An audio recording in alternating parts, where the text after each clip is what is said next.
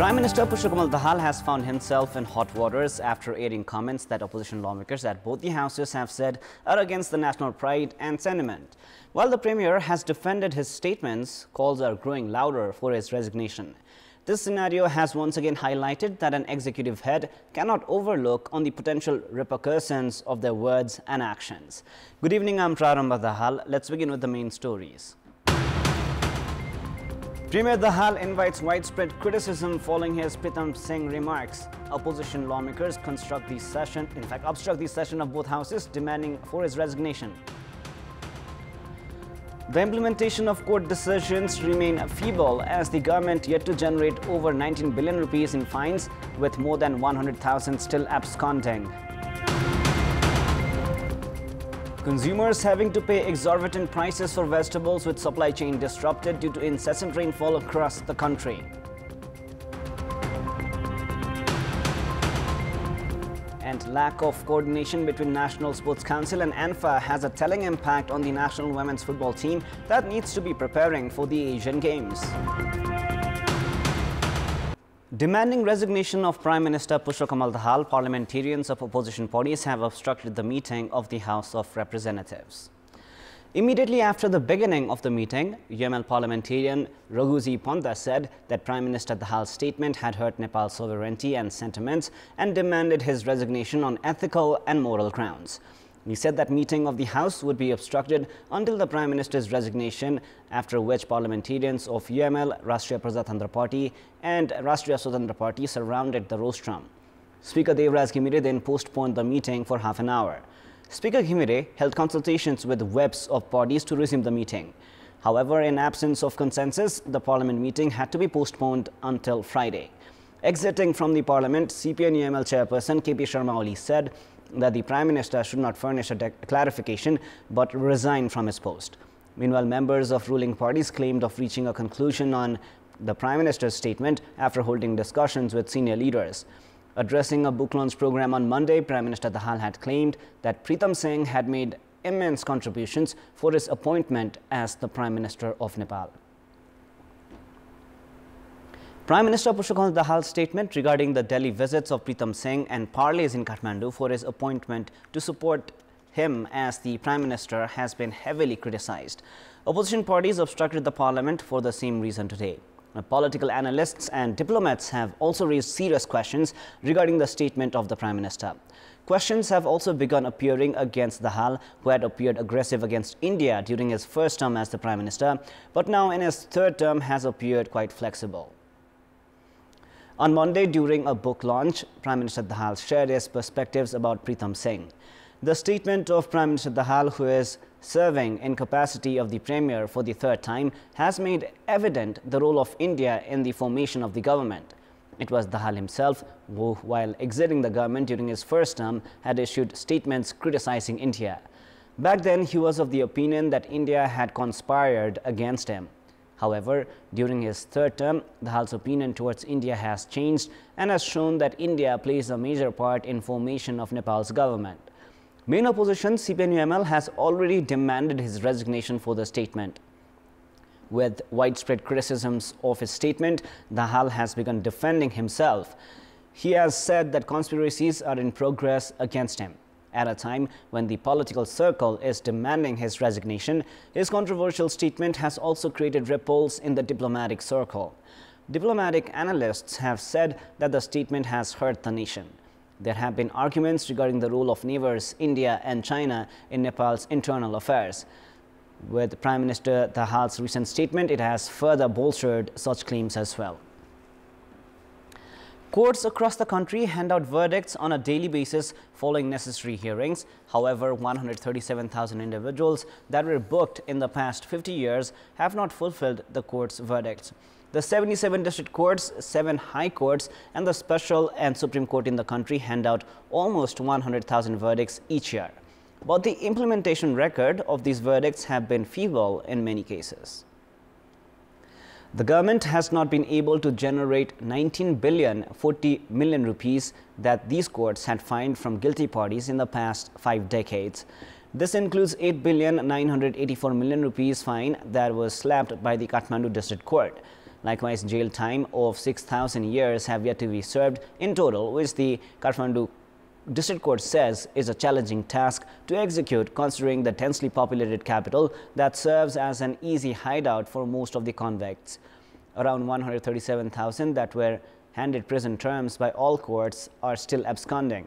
The highest number of convicts that are on the run were sentenced by the Kathmandu District Court, followed by Morong, Dhanusa and Jhapa, among others. Concerned authorities say lack of human resource, among others, has dented their plans to book the guilty. Although there is a system to provide 30% of the fines as encouragement allowance or incentives to the officers and police officials who implement the verdict, a large sum is yet to be collected. The Supreme Court some 4 months ago began the implementation of a software to keep track of the verdicts. However, the record keeping has been backlogged. This, the concerned officials say, is the reason behind the large number of verdicts that seem to be unimplemented. Market price of vegetables has skyrocketed in recent days. At a time when the season is about to end, supply has also been affected because of incessant rainfall. With the government unaware about the market demand and production, the price has increased from 50 to 200% in the period of 1 month. The hike in price and role of traders has severely affected the farmers and the consumers. The lengthy drought before monsoon and the current incessant rainfall have led to the excessive rise in price of vegetables. Price of vegetables have increased by 50 to 200% in the last month. Green chilies used to cost 56 rupees on the 3rd of June, but now cost 190 rupees. This is an increase of 235% per kilogram. Price of tomatoes has also increased by 205%, while that of bitter gourd has increased by 113 rupees, sponge gourd by 46 rupees, and green spinach by 92%. If we are to compare the current prices of vegetables with that of last year, there are drastic differences. Ginger, which used to cost 65 rupees per kilogram last year, now costs 310 rupees per kilogram. A total of 1,180,000 kilograms of vegetables were imported at the Kalimati vegetable market in the past 20 days alone. The government does not have any data on the vegetables consumed across the country in a single day. It is normal for the price of unseasonal vegetables to increase during dry and rainy seasons. However, the current situation has benefited the middle persons, while consumers have been compelled to bear the brunt and the farmers have not received appropriate price for their produces.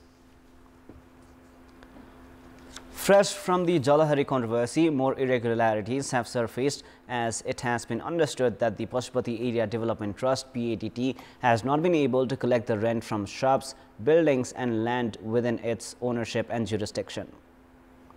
The historic and religious center sees a daily transaction of millions through 148 shops in the premises, including 24 souvenir shops. However, the trust has yet to collect more than 12 million rupees in rent from these entities. Agreements with many of the vendors have expired since 15 years, and the trust has not collected rent from the Dharmashala that is spread in an area of over 9 ropanis. 20 years ago, the trust had agreed to rent the space for 51,000 rupees per year. A case is currently pending at the court as the government declared the Nepal-India Maitri Dharmashala as illegitimate, which the trust had rented out some 4 years ago for 10,542,000 rupees per year rent. The trust has yet to abide by the directive to scrap its agreement with the Dharmashala. The PADT has also yet to collect 7,433,000 rupees from the cafe in Tilganga Dharmashala and 22,448,000 rupees from the 3 guttis that are spread out in an area of 1,612,176 square meters. The trust property spreads in an area of 5,561 ropanis of land. This does not include the land area given to Gutti, which is yet to be properly identified. The main coffer of Pashupati has 54 kilograms of gold and 1,325 kilograms of silver. The Pashupati Area Development Trust says it managed to collect 664,471,000 rupees in revenue against the target of 920 million for the ongoing fiscal year, while its expenses stand at 561 million rupees. The government has allocated 210 million rupees in the upcoming fiscal year. It is now time for our segment Public Pulse, where you text us with your opinion. Before we ask today's question, let us take a look at the result from yesterday's poll. Yesterday we had asked, why has India not accepted the report of the EPG? 78% were for A, against the interest, 15% were for B, inadequate pressure, and 7% were for C, concerns over ties. And here is our today's question. Why has the Pashupati Area Development Trust failed to protect its own assets? Your options are A, unclear records, B, politicization in leadership, and C, an excuse for irregularity. The voting is on. Type NEWS, select your option A, B or C and send it to 34001 to share your opinion with us. In our Public Voice segment, today we have asked what should be done to ensure the proper management of public transport. Let us now take a look at what they had to say. Public Voice. जहाँ पाए वहीं parking गर्नु भएन accident को कुरा धेरै भइरहेछ त्यसको हटाउनको लागि पुरानो गाडी हटाउनु पर्छ ग्राहकसँग उचित मूल्य लिनु पर्यो फुड ट्र्याकको व्यवस्थापन गर्ने सार्वजनिक यातायातको चालकहरूलाई पनि एक खालको अवेरनेसन कार्यक्रम राख्नु पर्छ जति पनि नियम कानुन बनेको छ त्यसको परपर अनुगमन नहुने सीट क्षमता भन्दा बढी यात्रु बोक्ने कुरामा चाहिँ अलिकति ट्राफिक नियमलाई कडाइका साथ लागू गर्ने सार्वजनिक यातायातलाई व्यवस्थित गर्न सबभन्दा पहिला सडकको अवस्थालाई राम्रो बनाउनु पर्छ ट्राफिक लाइट्सहरुको व्यवस्था गर्नु पर्यो विभिन्न बसका समितिहरू बनाएर सिन्डिकेट प्रणाली लागू गरेका छन् त्यो पनि हट्नु पर्यो ड्राइभर हुन्छन् र आफू पनि जो चलाइरहन्छ उ पनि त्यति नै सचेत चाहिँ हुनुपर्छ जहाँ हो निश्चित ठाउँ त्यहाँ गएर टिकट काटेर यात्रुले चढ्न पाउनु पर्यो अनि निश्चितको टोकित भाडा चाहिँ एकदम निश्चित हुनु पर्यो जहाँ स्टेसन छ त्यहाँ रोक्नु पर्यो सार्वजनिक यातायातलाई त एउटा रुट निश्चित हुनु पर्यो क्षमता भन्दा बढी गाडीहरुमा प्यासेन्जर नराखौं हामी पनि नबसौं कसै मान्छेहरु पनि राख्छन् अनि त्यसमा जेन्ट्सहरु बढी भएमा लेडिजहरुलाई बस्न पनि अलि गाह्रै हुन्छ ट्राफिकहरुको 500 रुपैयाँ लिएर जतिसुकै मान्छेहरुलाई पनि चढाए पनि छोड्ने यो प्रवृत्तिको अन्त्य हुनुपर्छ टाइममा बसहरु हामीले पाइदैन नियमहरु पालना गर्नु पर्यो सिटको अनुपातमा यात्रुहरु राख्नु पर्छ अनुगमन पनि गर्नु पर्यो भाडा के कतिले छन् भनेर